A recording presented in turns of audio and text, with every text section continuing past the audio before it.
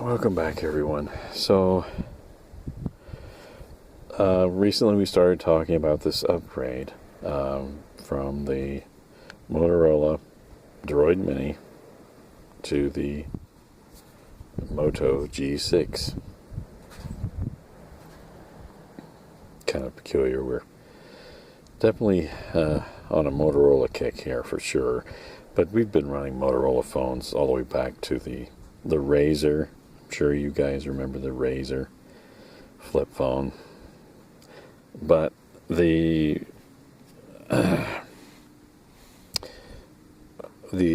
discussion today is focused on battery life. Now, this is just coming off of that last video where I talked about the battery life achievements so far with the G6. But those were driven primarily by dissatisfaction coming from basically a battery life behavior like here on the Droid Mini, where I was getting between 7 and 10 days between charges. And I really did not want to give up that kind of performance. And speaking of Droid Mini, we're shooting this video on a Droid Mini, believe it or not. Hopefully this video quality is going to be improved from the last try, but that's yet to be seen. But we use the Google camera on the Droid Mini, and it does a great job. Really does a great job with the old Droid Mini camera. It's a nice camera. It's a 10 megapixel camera, and it's HD, so native HD. It doesn't shoot the larger format. Now, sadly, the G6 is a 4:3 native camera that you have to crop in order to. Hi, welcome back. So let's take a second here to give out our obligatory rubs to the monster. Otherwise, we may have to pay a horrible, painful price. Hi, big man. How's my big guy today, huh? Are you okay? It's his first time waking up. I guess he just woke up. Oh my God. Whoa. You monster. Okay, hi. Well, I'm over here talking about stuff. What? Well, you got all kinds of nasty things in your fur. What have you been rubbing? You gotta stop rubbing up against those plants out there. No, we're not gonna play bloodletting. Okay. So, these two phones, if we talk about the phones and their, desperation. So the old phone has a 2,000 milliamp hour battery, and the new G6 has a 3,000 milliamp hour battery. And so what we were expecting, the old phone is the old Motorola V8 platform, system on a chip, and the new one is the, of course you know this by now, if you're probably, you know what you've seen on all the other. This is the new 14 nanometer. Well, new. It was introduced in 2017. The Qualcomm Snapdragon 450, which is the same. It's the same architecture as it's the Cortex cores as the old pig here. For the most part, it has a lot of new features on it, but it's 14 nanometer versus a very old, I'm not sure if it's 28 nanometer or 32 or 50. I couldn't tell you, but it's a much bigger node than the 14, so we definitely should see, with a 3,000 milliamp hour battery, we should see, if everything is managed right, a big bump in battery life. There should be an increase in battery life. And as I mentioned earlier, this battery life was 7 to 10 days on the Droid Mini, and now, as I've shown you, we've seen 8 days. Wow, this is just getting to be quite. This whole video is just not cooperating. Will you relax? Will you just dial back the anger? Yeah, What did you do? What happened? Did somebody whack you? What happened? Why are you upset? Oh, no, we're not doing that. We're not out for blood. You just... Hey, how am I going to do anything out here with you and your anger issues? You if you need to just go somewhere else, just relax somewhere else, please. Yeah. So filthy. I've been rolling in the dirt again. All right. So getting back to this. Anyway, so when we got this, of course, it had the hand gesture security. That's all been turned off. So now you have the basic, and you might ask yourself why it's so cool, right? It's not cool. All right, now let me just dispel this cool theory. These are cell phones. I'm going to start a debate on this because we need to have this discussion worldwide. These are cell phones, and they're no longer what I would consider to be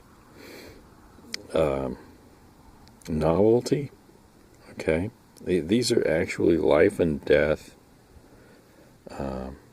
rescue devices. They really are. I have friends that would not be alive today if they did not have a functional cell phone during their heart attack.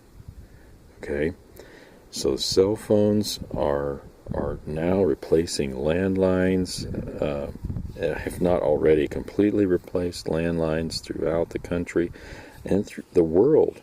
The world doesn't need the landlines anymore because of cell phones. So anyway, getting back to this whole concept, we have an obligation, because these devices are so critical to our survival, we have an obligation to understand how to maximize the battery performance on these devices. Okay, so yes, we need to achieve these amazing battery life goals. And if you recall, we were looking at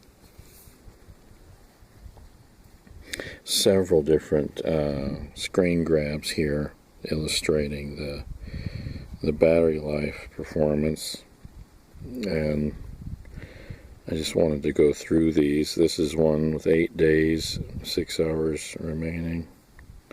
Here's one, 14, but there's a partial charge in the middle. Here's another 8 days, 6 hours remaining. Just a 4% capture, 8 days, 8 hours remaining. And this is one of the early ones, 5%, 7 days, with 8 hours. And there was some serious usage. I think this is when we downloaded that 2 gigabyte update to Oreo from the manufacturer. So, or Verizon, I don't know who rolled it out. Anyway, the point is, it is possible to take these new devices and get real serious battery performance out of them. And what I want to try to do is at least start showing you. First thing is, we got rid of this ridiculous gesture thing. Now let's talk about this. Why does this suck so much battery? Or why does the fingerprint reader pull so much battery? Well, in order for your hand to be recognized, there has to be a sensor. There's got to be something on this phone that is sensing the presence of your hand. And when it does that and wakes up, that's this feature. And the question is, okay, after you've owned the phone for a month, 6 months, a year, when is this wow factor going to wear off? I mean, really, it's you're having to power a sensor 24/7 just so you can sense your hand when your hand is in proximity. Now, I don't know if it's the camera that's being powered.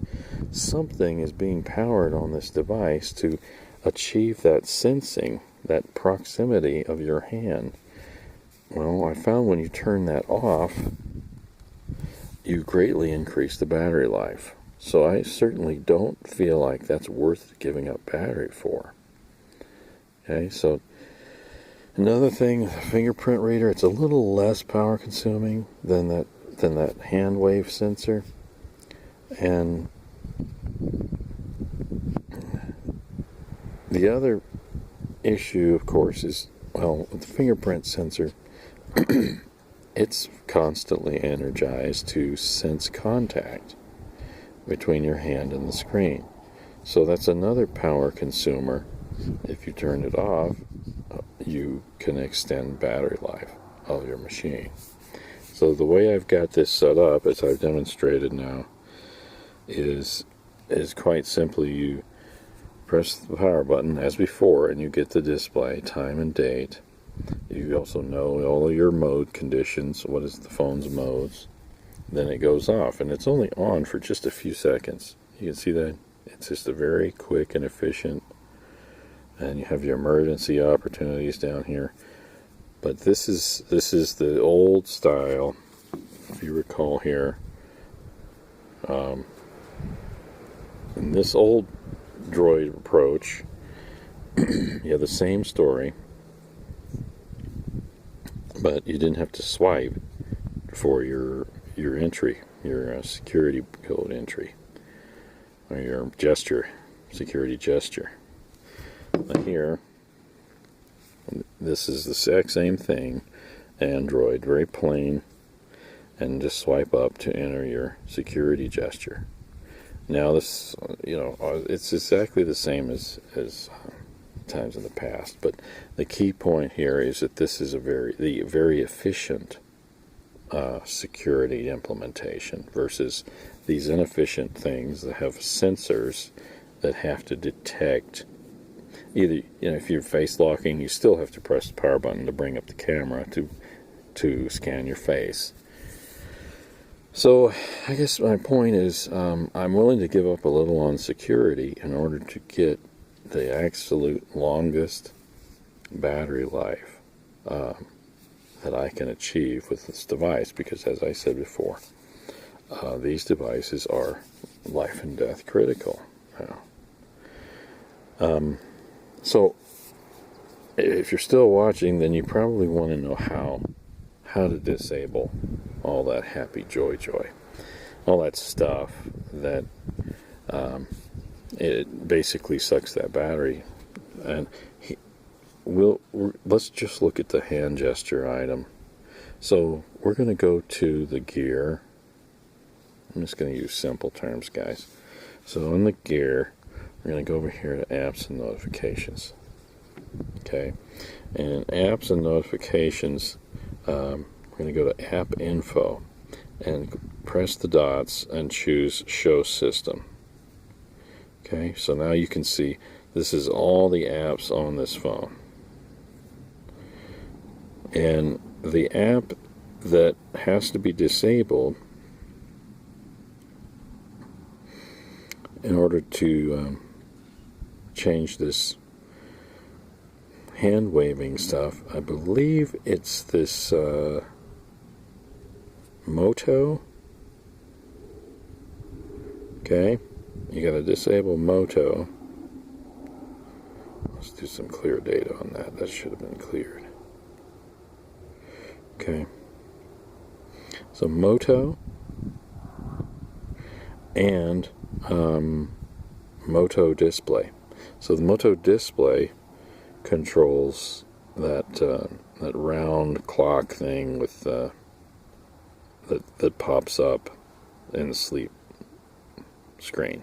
Okay, that's kind of ridiculous. Why are we calling this sleep screen when clearly the screen has to be on to display it?